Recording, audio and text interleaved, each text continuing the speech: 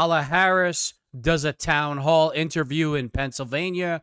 I'm sure it'll be painful and cringe, just like everything else she does. Let's jump into the video. So much for being with us. We're going to get to the audience in just a second. I want to start by asking you, though, for weeks you have been calling Donald Trump unstable, unhinged. You've called him dangerous. You've quoted General Milley recently, who called him a fascist. Today, you quoted General Kelly, who said that Trump repeatedly praised Hitler. Yeah. But there are tens of millions of Americans right now who have heard all those things and they don't buy it or.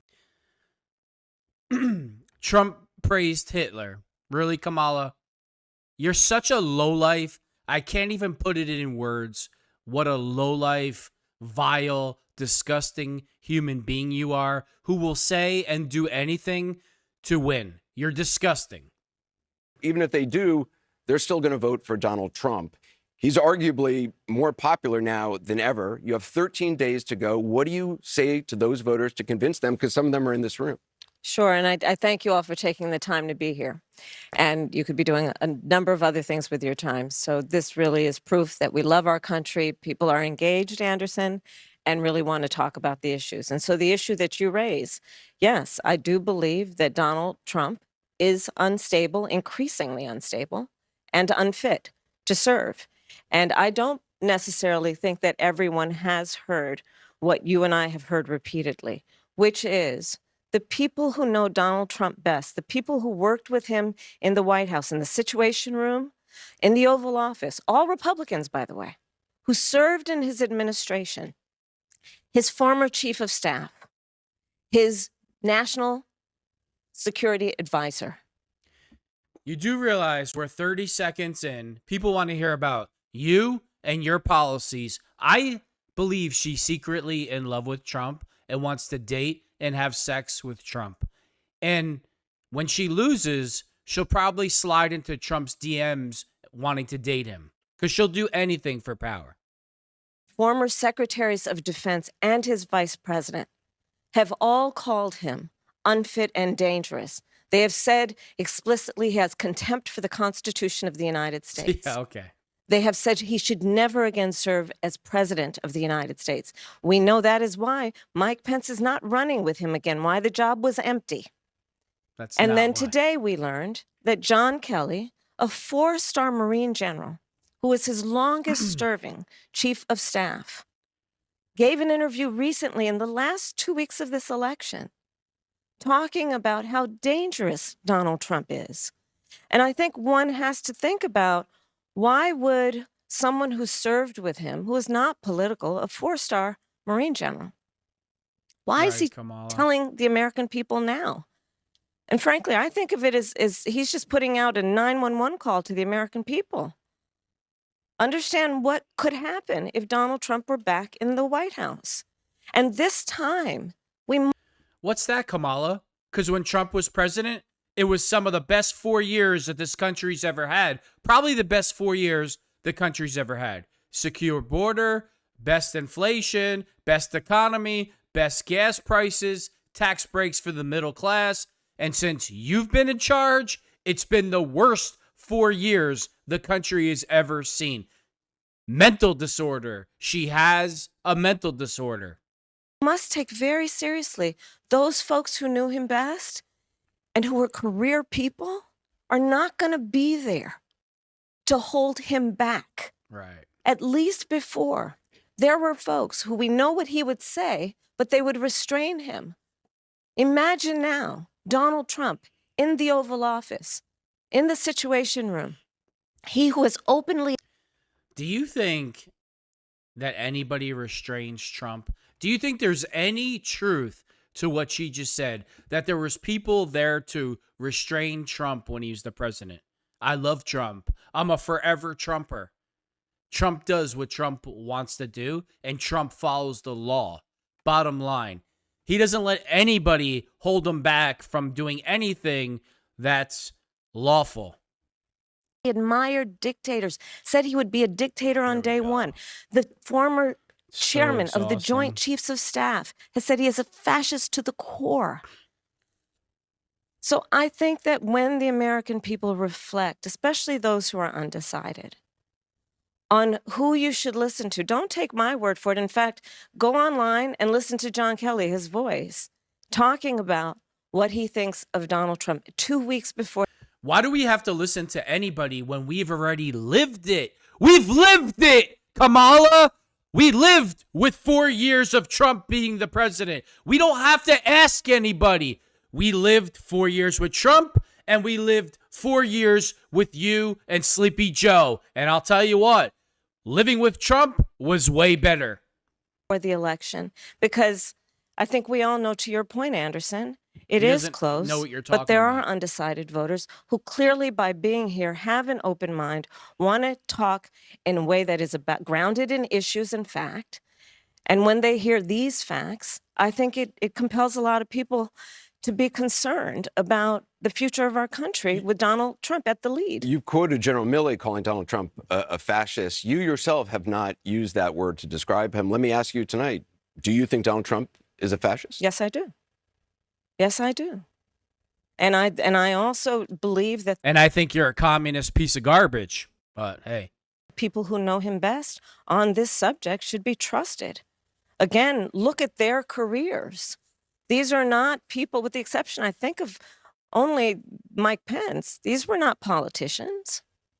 These are career people who have served in the highest roles in national security, who have served as generals in our military, who are highly respected. Talking about the person who would be commander-in-chief, not to mention what we know and what they've told us about how he talks about the military, servicemen and women, referring to them as suckers and losers. She is such a piece of garbage. This has been debunked a million times. All you have to do is look at Trump's behavior towards the military, always honoring them and everything they do. And this piece of garbage and Joe Biden couldn't even show up to a ceremony when they did their withdrawal in Afghanistan where American soldiers were killed. She is such a lying piece of garbage.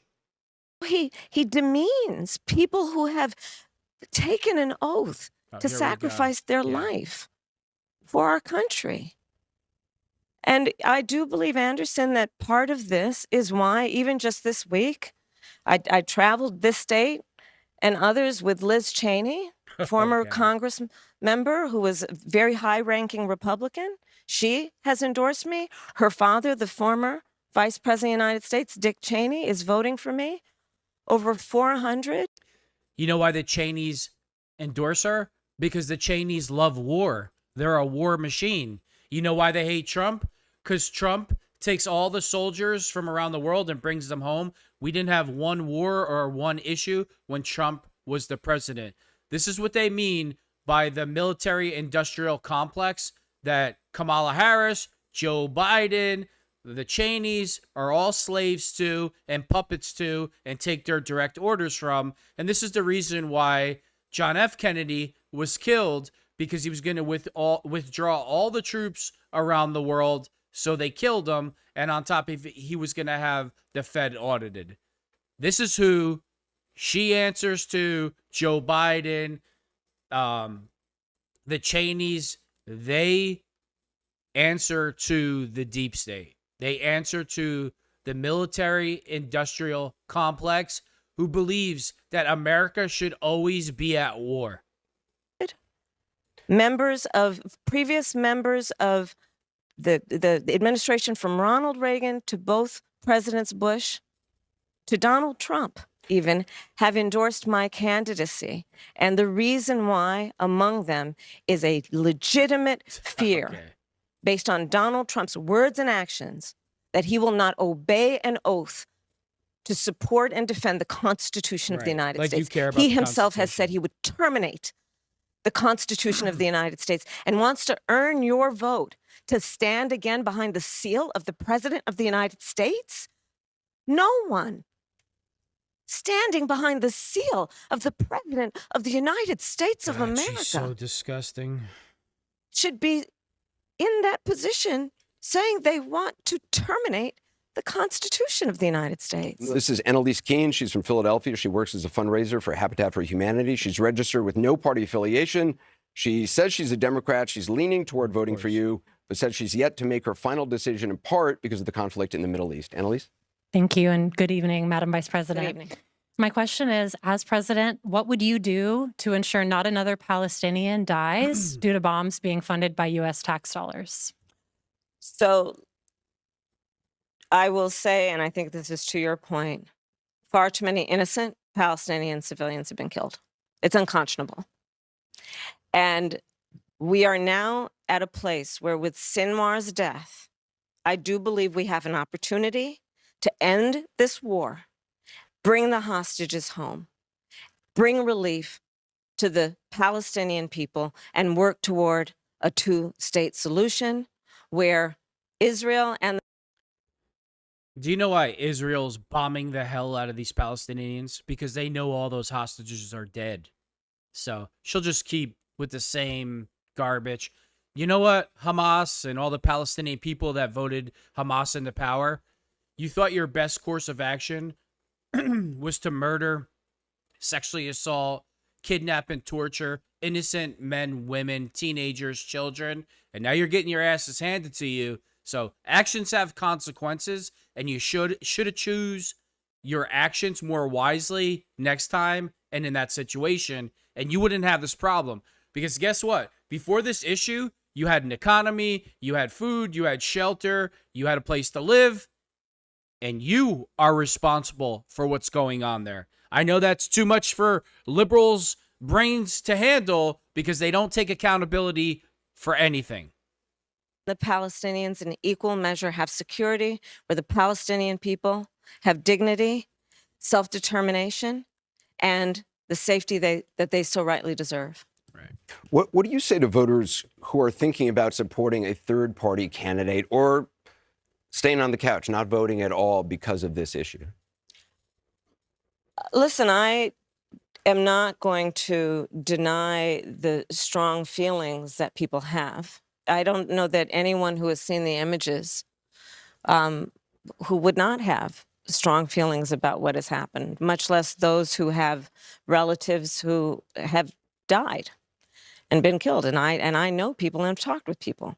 So I appreciate that. But I also do know that for many people who care about this issue, they also care about bringing down the price of groceries. They also care about our democracy and not having a president of the United States who admires dictators and is a fascist. They also care about the fact that we need practical, common sense solutions from a leader who is willing to work across the aisle on behalf of the American people and not themselves. They want a president who cares about a fundamental freedom to make decisions about your own body, understanding that we're not trying to change anyone's belief, but let's not have the government telling women what to do with their body.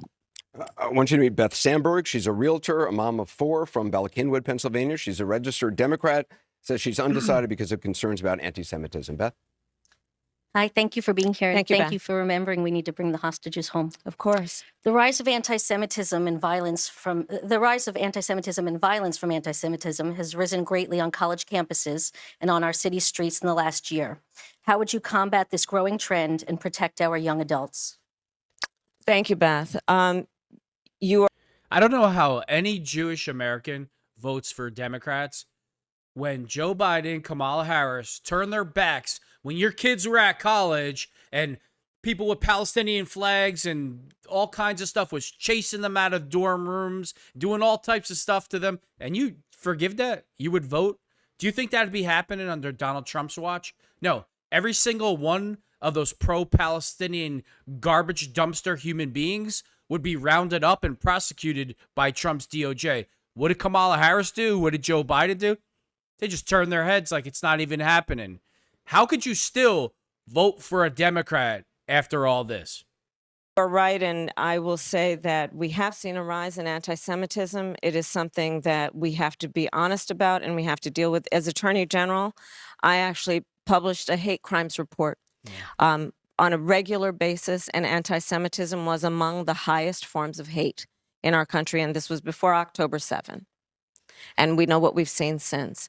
Part of what we've got to do is talk with people so that they understand what are the tropes, what are the roots of what we are seeing, so that we can actually have people be more understanding. We need to have laws in place that make those who would commit crimes on behalf of anti-Semitism and hate, that they pay a serious consequence.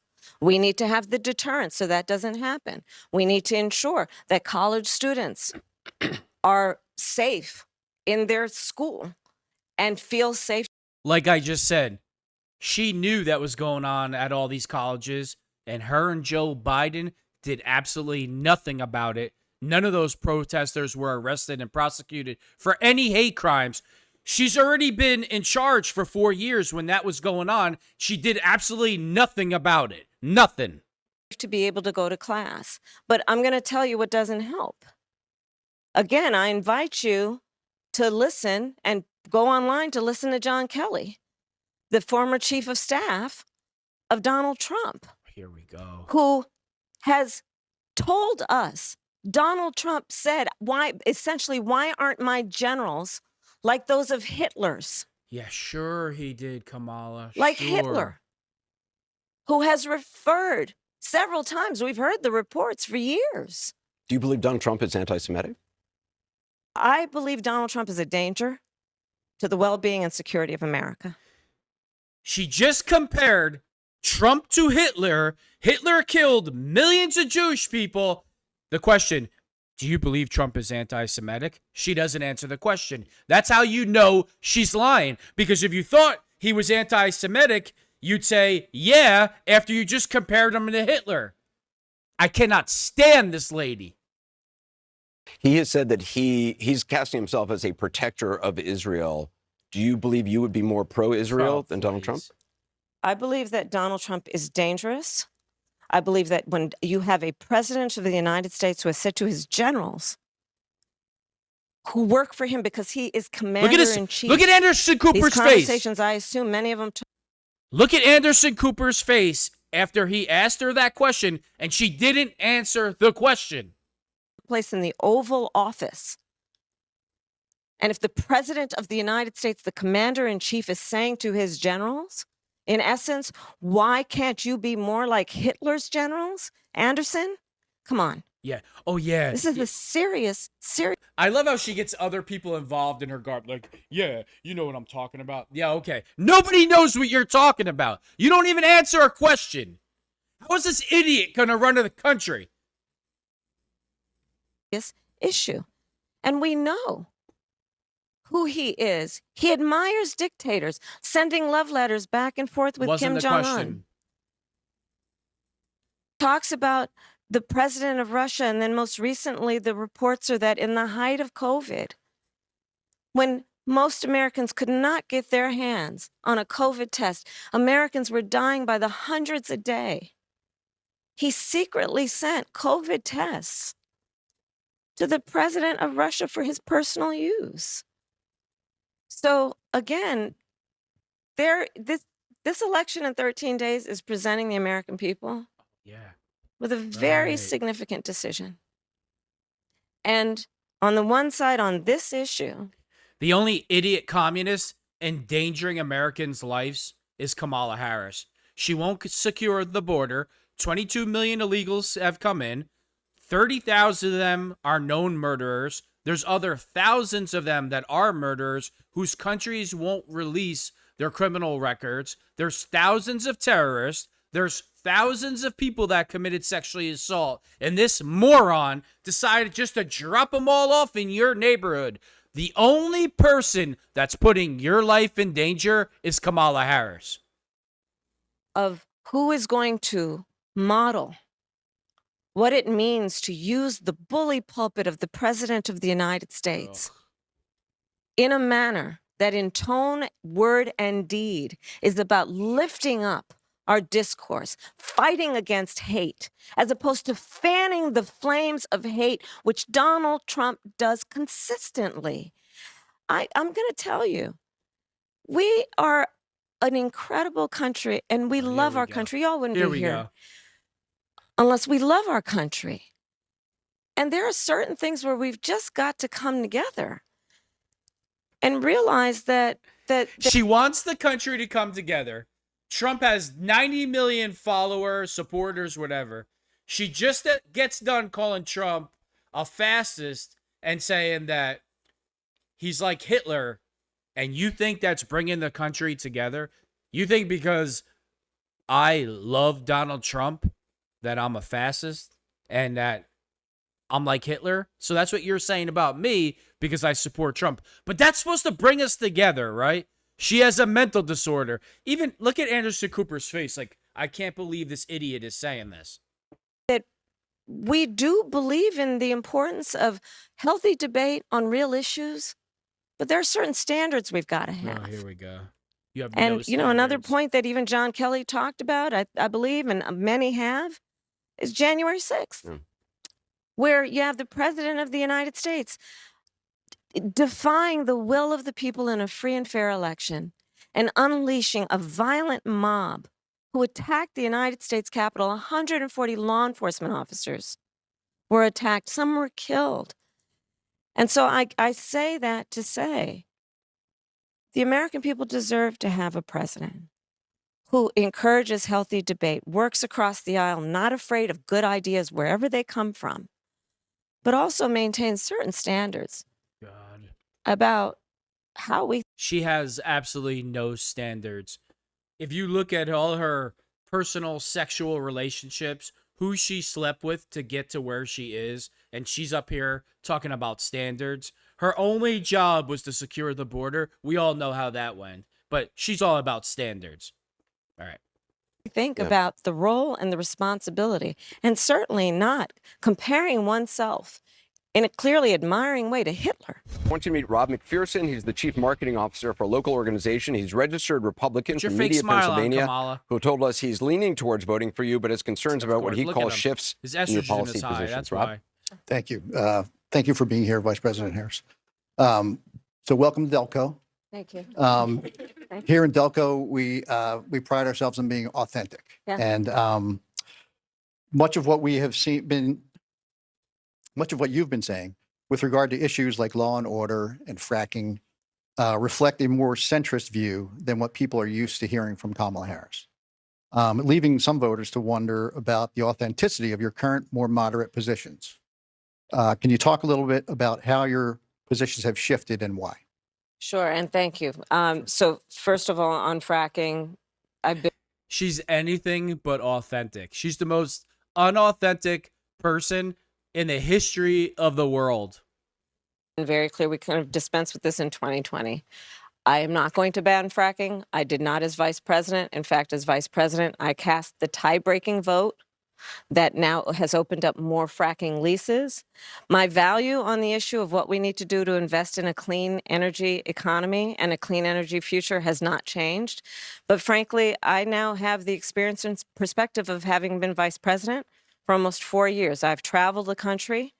I know that we can invest in a clean energy economy and still not ban fracking and still work toward what we need to do to create more jobs and create U.S.-based jobs in a way that will be globally competitive. On the issue of law and order, as you mentioned, I think there's just a whole lot of misinformation, to be honest with you.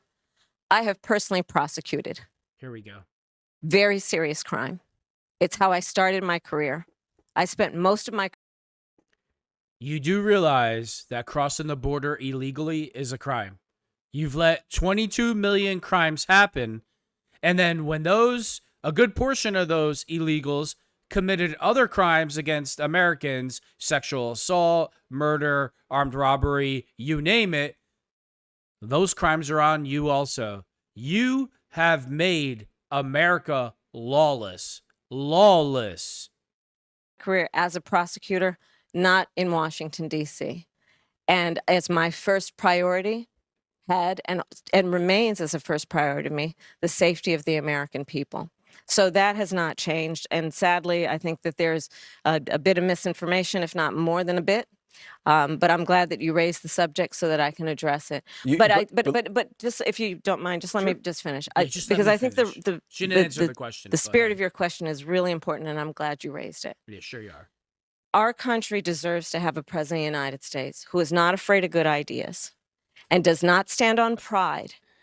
If A perspective needs to be informed by different points of view to build consensus and to have a common sense approach. I'm never going to shy away from good ideas. And I'm not going to feel the need to have pride associate with a position that I've taken when the important thing is to build consensus to fix problems. I believe in fixing problems. I love fixing problems. And so I pledge to you to be. She loves fixing problems. The border is the worst it's ever been in the history of this country.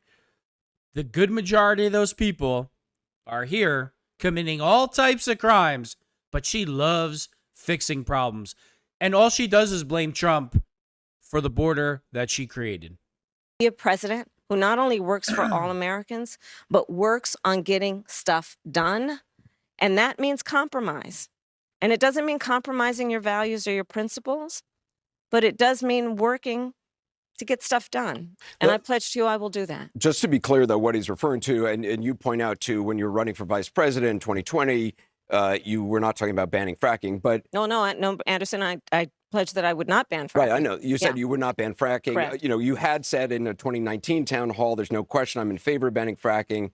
In 2017, you talked about Medicare for all. You talked about 2019, you raised a hand in debate about if border crossings should be decriminalized. Are all of those issues, which those are not your positions now, are all those issues Go figure. that you're saying through figure. consensus and getting stuff done, you have evolved on? Well, no, let's take, for example, the issue of Medicare.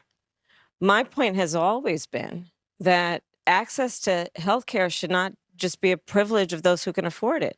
It should be a right for all people. So that is why I have worked.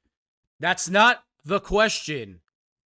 If you come illegally, you shouldn't be getting health care, housing, phones, car vouchers, food vouchers. You broke the law. You have no problem putting Americans in prison when they break the law. But hey, if you're illegal and you break with Democrats, if you break every law in our country, because we hope you'll vote for us in the future, free housing, free health care, free vouchers, free food stamps, you name it, they'll give it to you. Worked on doing what we have done to, one, allow Medicare to negotiate against the big pharmaceutical companies to bring down the cost of prescription medication. We've achieved that in terms of capping the cost of insulin for seniors at $35 a month, capping the cost of annual prescriptions at $2,000 a year for seniors. But my plan moving forward, based on that very principle that I've always had, is as president to have that cap be for everyone and not just for our seniors. The work that I have done that has been about recognizing the importance of dealing with border security, that has never changed. As I said, I have prosecuted transnational criminal organizations. That I did for years. What the hell does prosecuting transnational criminals have to do with securing the border when it's obvious you didn't secure the border? One has nothing to do with the other. So prosecuting cartels has to do with you on American soil that has the ability to close the border, but you choose not to and put every American's lives in danger. Somehow you compare the two. You're just an idiot. Years before I ever ran in 2019. I mean, you did raise your hand saying in a debate when asked if border crossing should be decriminalized, but obviously that is not your position. I never intended, nor will I ever allow America to have a border that is not secure. I believe we need to deal with illegal immigration. Right. There needs to be consequences, which is why part of my plan that I have outlined, and again, please go to KamalaHarris.com. Sorry to throw a website on you, but why not? And you will see that. Why not? You know why she tells you to go to the website? Because she has no idea what her policies are. She didn't write them, and it's easier just to say, hey, go on the website and look at it. I have no clue or what the hell they even mean. Part of my plan includes what we need to do to actually do more as it relates to putting resources in, including increasing penalties for illegal crossing. And just finally on fracking, you said you're clear you would not ban it as president. No, I would not ban it as president. Right, I know Sure you're clear would. on that. Do you Sure think you it is would. bad for the environment, though? I think that we have proven that we can invest in a clean energy economy. We can mitigate greenhouse gas emissions. We can work on sustaining what we need to do Wasn't to the question. protect this beautiful earth of ours and not ban fracking. Time is short, so I want to get some more voters in. Tanisha Spall from Lansdowne, Pennsylvania. She works as an education administration manager for the Pennsylvania Department of Corrections. Registered Democrat who says she's leaning towards supporting you, has yet to make her final decision. Tanisha, welcome. Thank you, Anderson. Thank you, Madam Vice President, for joining us this evening. Of course. I appreciate that you did acknowledge that we are a country that is faced with problems and issues. With the Supreme Court being plagued with issues, would you be in favor of expanding the court to, say, 12, so each justice has only one circuit court other than Chief Justice to assist in making judgments more balanced?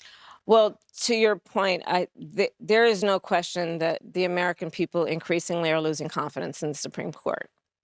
And in large part because of the behavior of certain members of that court and because of certain rulings, including... No, what they're doing is following the Constitution, and Democrats and liberals hate that because they're communists and want to be able to do whatever they want. So, you know, now that the votes aren't going Democrats' way, we have to pack the court with all liberal, insane judges so the country could just turn into a hellhole. The Dobbs decision and taking away a precedent that had been in place for 50 years, protecting a woman's right to make decisions about her own body. So I do believe that there should be some kind of reform of the court, and we can study what that actually looks like. But I do believe. But again, let's just, while you raise the point of the court, understand that, again, in 13 days, the American people will decide who is the next president of the United States. Yeah, hopefully in 13 it's not you. days, Or you will it's decide over who for is us sitting if in the it Oval is. Office on January 20th. And on one hand, you have in Donald Trump someone who has increasingly proved himself to be unstable, and who, as we have established and the people close to him have established, he is unfit to serve. Somebody who, on January 20th, you can be sure, will spend full... The woman asked a question about the Supreme Court and the judges. She's back to Trump being unstable. She's in love with Trump. She wants Trump bad. Time, like we know, and we've seen the image mentally of him sitting in the dining room off of the Oval Office, watching for hours as people violently attack the Capitol. You can be sure, because he has said he would weaponize the Department of Justice to go after his political enemies, that you can look at a Donald Trump in the... She is a total garbage human being. The only people weaponizing the justice system to go after political opponents is Joe Biden and Kamala Harris. Fannie Willis, all the idiots, Jack Smith, Alvin Bragg, they're all Democrats using the justice system to go after Donald Trump. And if you don't believe that, I can only pray they go after you and your family next. The White House after January 20th, sitting in that Oval Office, plotting his revenge. He has talked about the enemies within. We haven't even raised that subject, Anderson. The enemies within. Look at Anderson. He's talking about the American people. He's talking about journalists, judges, nonpartisan election officials. He has... Who Trump is talking about when he talks about the enemy within is radical liberals like Kamala Harris, who won't secure the border, Joe Biden and his junkie son, who sells the country out to the highest bidder. That's who he's referring to. The Squad, AOC, all the Democratic radicals are the threat to this country. That's who he's talking about. He's talking about you, Kamala. Talked about, as John Kelly has talked about, can he send the military after peaceful protesters? And he's going to sit there unstable, unhinged, plotting his revenge, plotting his retribution. Wow. Creating an enemies list. I'm going to tell you, my list will be a list of how I address and continue to address the issues that you all are raising this afternoon and evening. It will be a to-do list about how we can impact the American people and lift up the American people and address some of the challenges that we continue. She's all about lifting up the American people as she beats us all to death with inflation. Her and Joe Biden are responsible for inflation and a border invasion. And when you fill a country that has inflation with illegals, it drives the prices up even more. It takes away jobs from American citizens. And this communist isn't lifting anybody up. Continue to face. So Vice President Kamala Harris, thank you very much. thank you. Appreciate it. Thank you, Anderson. And Thank thanks you. for watching. Thanks to all the votes. All I could say is God help us all if she wins. You can't just look at it as she's going to be the president of the United States for 4 years. It's hard to get an incumbent out of the seat. So you have to look at it. If she wins, she's going to be the president of the United States for 8 years. And if that happens, you can literally kiss the United States of America goodbye. She's a communist, she's a criminal, and she's incompetent.